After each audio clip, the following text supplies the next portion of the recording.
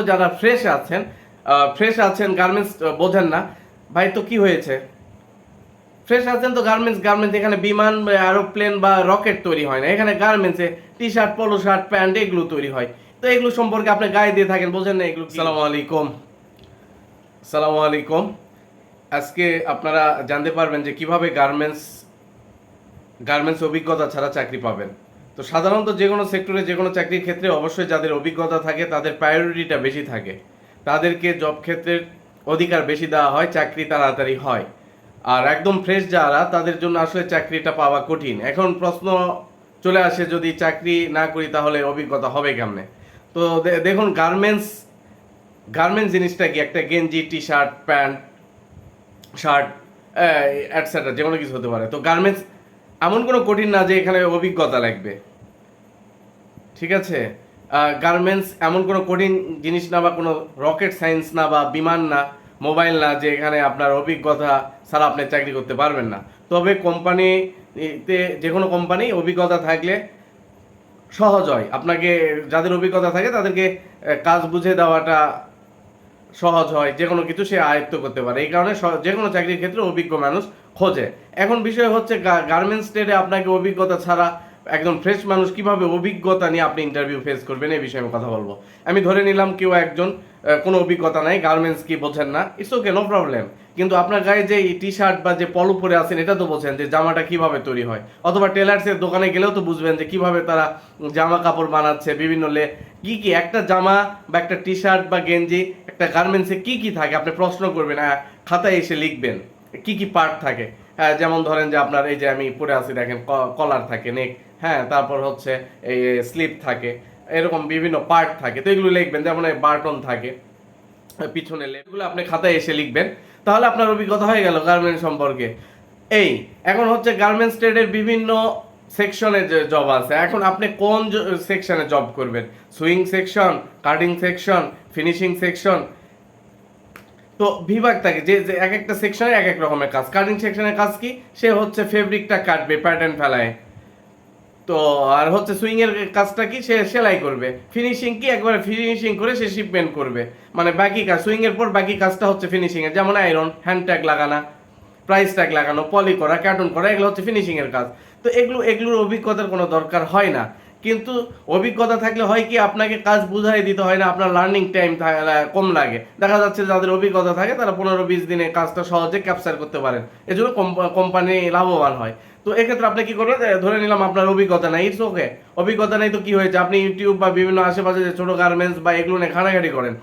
এখন দেখা যাচ্ছে একজন কোয়ালিটির চাকরি করবেন, তার অভিজ্ঞতা নেই। আপনার কোয়ালিটি চাকরির জন্য কি ধরনের ইন্টারভিউ কোয়েশ্চেন ফেস করতে হবে, আমার আগের ভিডিওগুলো আপনারা দেখে নেবেন, তাহলে বুঝতে পারবেন।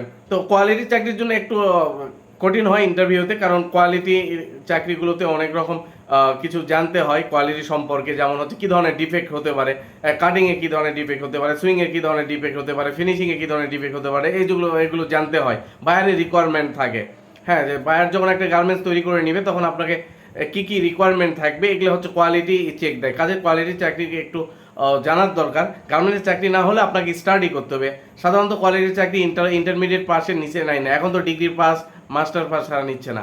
তো কাজে আপনাদের অভিজ্ঞতা হচ্ছে এতটুকু আমি বলবো, আপনারা হচ্ছে এটা নিয়ে স্টাডি করবেন, গুগলে সার্চ দিবেন কোয়ালিটি গার্মেন্টস সম্পর্কে, তারপর ইউটিউবে প্র্যাকটিক্যালি কিছু ক্লাস আছে, এগুলো দেখবেন, জব হয়ে যাবে।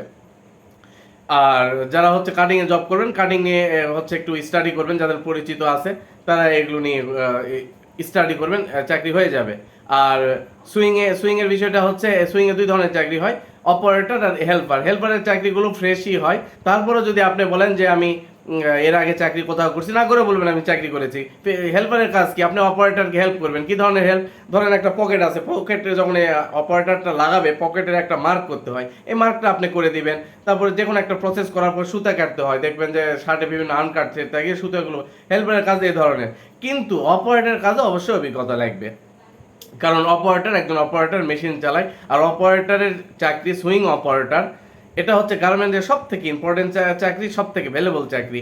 যারা ভালো দক্ষ অপারেটর তাদেরকে কখনো বেকার থাকতে হয় না। গার্মেন্টসে একটা সেক্টরে কখনো মানুষ বেকার থাকে না, মনে রাখবেন, সেটা হচ্ছে সুইং অপারেটর। একজন স্কিল অপারেটর কখনো বেকার থাকে না, সে চাইলে কোনো ভালো গার্মেন্টসে মন চাইলে জব চেঞ্জ করতে পারে, মন চাইলে সে ভালো গার্মেন্টসে জয়েন করতে পারে, আবার কিছুদিন রেস্ট নিয়ে আবার মানে গার্মেন্টসের সুইং অপারেটরের সব থেকে নিয়োগ বেশি হয়, সার্কুলার বেশি, লোক বেশি লাগে, আর এই স্কিল অপারেটরের চাহিদাও বেশি। তো এখন বিষয় হচ্ছে আমি আপনাদেরকে সারমর্মে এতটুকুই হবো, যারা ফ্রেশ আছেন গার্মেন্টস বোঝেন না ভাই, তো কি হয়েছে? ফ্রেশ আছেন তো গার্মেন্টস এখানে বিমান, এরোপ্লেন বা রকেট তৈরি হয় না, এখানে গার্মেন্টসে T shirt, polo shirt, pant এগুলো তৈরি হয়। তো এগুলো সম্পর্কে আপনি গায়ে দিয়ে থাকেন, বোঝেন না এগুলো কি?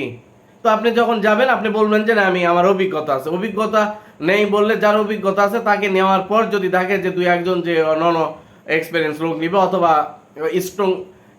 স্ট্রং রেফারেন্স লাগবে, স্ট্রং এই রেফারেন্স ছাড়া নন অভিজ্ঞ মানুষ সাধারণত এখন নিচ্ছে না। কি কারণে নিচ্ছে না? আগে নিত, এখন হচ্ছে গার্মেন্টস ট্রেডের জানেন আপনারা স্যালারি অনেক বেশি, মাস শেষে দেখা যায় যে ওভার টাইম সহ 20, 25, 30 হাজার টাকা স্যালারি উঠায়। তো কাজেই আপনাকে জানতে হবে যে এক্সপিরিয়েন্স লোকের চাহিদাটা বেশি। এখন হচ্ছে আগে যেমন হচ্ছে 5 পাস 8 পাস হলেও গার্মেন্টসে নিয়ে নিত, কিন্তু এখন ডিগ্রি পাস, মাস্টার পাস বাদ দিয়ে কি 5 পাস 6 পাস এসএসসি পাসের লোক নেবে আপনারা বলেন? তো অ্যাভেলেবেল শিক্ষিত লোক এখন গার্মেন্টস ট্রেডে ঢুকতেছে। আর হচ্ছে সুইং সেক্টরে অবশ্যই মনে রাখবেন, এখানে কম পড়ালেখা হলেও সমস্যা নেই, একজন স্কিল অপারেটরের চাহিদা অনেক বেশি, কারণ এটা অপারেশনাল কাজ। এই কাজগুলোকে গার্মেন্টসে অনেক মূল্য দেওয়া হয়, এদের প্রায়োরিটিটা বেশি। এখন যেখানে যে অবস্থায় আছেন একেবারে বেকার থাকবেন না, কারণ গার্মেন্টস ট্রেডে চাকরি অনেক চাহিদা, বেতন বেশি, বছর শেষে ইনক্রিমেন্ট ভালো। এক কথা বছর শেষে আপনার জয়েন্ট ডেটে মিনিমাম 1000 টাকা আপনার বাড়ছে। কাজে আপনাকে বসে থাকা ঠিক হবে না। আপনি যতটুকুই জানেন সুন্দর করে একটা সিভি তৈরি করবেন, সিভিতে বা একটা কাগজ তৈরি করবেন আপনি কি পারেন। আপনি যেখানে ইন্টারভিউয়ের জন্য যে কোম্পানি আপনাকে নিবে সেটা তার লাভের জন্য নিবে, আপনার দ্বারা সে কি সুবিধা পাবে জাস্ট বলবেন, আপনার সম্পর্কে বলবেন। আপনি চাকরি না করলে একটা গার্মেন্টস ছোটো ফ্যাক্টরির নাম বলবেন, 1 বছর বা 2 বছর চাকরি করছেন, ফ্যামিলি প্রবলেম, একটা ইম্পর্টেন্ট প্রবলেম দেখাবেন, এই কারণে জব ছেড়ে দিয়েছেন, এখন আপনি জব করতে চাচ্ছেন। কি করতেন, কি মানে আপনার রিলেটেড, আপনি যেই সেক্টরে, আমি একটা উদাহরণ দিই, সে ধরেন একজন হেল্পার দিয়ে বলি, একজন হেল্পার যে হচ্ছে নন এক্সপিরিয়েন্স, কোনো অভিজ্ঞতা নেই, কিন্তু একজন এক্সপিরিয়েন্স হেল্পার যদি এসে বলে যে আমি এর আগে একটা গার্মেন্টসে ছিলাম, 1 বছর জব করেছি, আমার বাবা বা মা বা আমার রিলেটিভের কোনো একটা প্রবলেম, আমার নিজের ব্যক্তিগত প্রবলেম, আমি জব ছেড়ে দিয়েছি, আমি ওখানে হেমের সামনে সুতা কাটতাম, পকেট মার্ক করেছি, এবং আমার কাছে কখনো বডি জমা থাকতো না, আমি যা বডি করতাম সেটাই হচ্ছে কোয়ালিটিপূর্ণ বডি করতাম, আমার দ্বারা কখনো ডিফেক্ট বডি হতো না, আর আমি সময়ের কাজ সময় করতাম। এইভাবে যখন আপনি এই স্মার্টলি কথা বলবেন তখন আপনাকে এই অ্যাডমিনের লোকজন আগে টেনে নিবে, আপনার চাকরি আগে হবে। অ্যাজ লাইক আপনি যেই সেকশনে ইন্টারভিউ দিতে যাবেন ঠিক এইভাবে কথাবার্তা বলবেন, ইনশাল্লাহ আপনার চাকরি হয়ে যাবে। আল্লাহর নামে বাসা থেকে বের হবেন, বাবা মার কাছ থেকে দোয়া নেবেন, আর সবসময় মানুষের সঙ্গে ভদ্র পোলাইটলি ব্যবহার করবেন, মানুষের কখনো ক্ষতি করবেন না, দেখবেন যে আপনি সাকসেসফুল হবেন। আর আমার চ্যানেলটি সাবস্ক্রাইব করে রাখবেন, পরবর্তী ভিডিওতে আমি দেখাবো গার্মেন্টসে হেল্পার বা অপারেটর বা কোয়ালিটি চাকরি বিশেষ করে কিভাবে ইন্টারভিউ আমরা নিব বা নিচ্ছি প্র্যাকটিক্যালি, এটা আমি পরবর্তী ভিডিওতে আমি আপনাদেরকে দেখাবো। তারপর নেক্সট আরও একটি ভিডিও আমার চ্যানেলে আসতেছে, সেটি হচ্ছে আমার ফ্যাক্টরিতে আমি দেখেছি অনেকে গার্মেন্টসে চাকরি করে মাসে 15-20 হাজার টাকা জমাচ্ছেন, কিন্তু সে বেতন ওভার টাইম সব খুব বেশি পায় না, 22 থেকে 27 হাজার টাকা। তো প্র্যাকটিক্যালি আমি আপনাদেরকে ক্যালকুলেশন করে দেখাবো যে আপনি 20 থেকে 25 হাজার টাকা বেতনের চাকরি করে কিভাবে আপনি মাসে 15 হাজার টাকা জমাবেন বা 20 হাজার টাকা জমাবেন, একবার প্র্যাকটিক্যাল।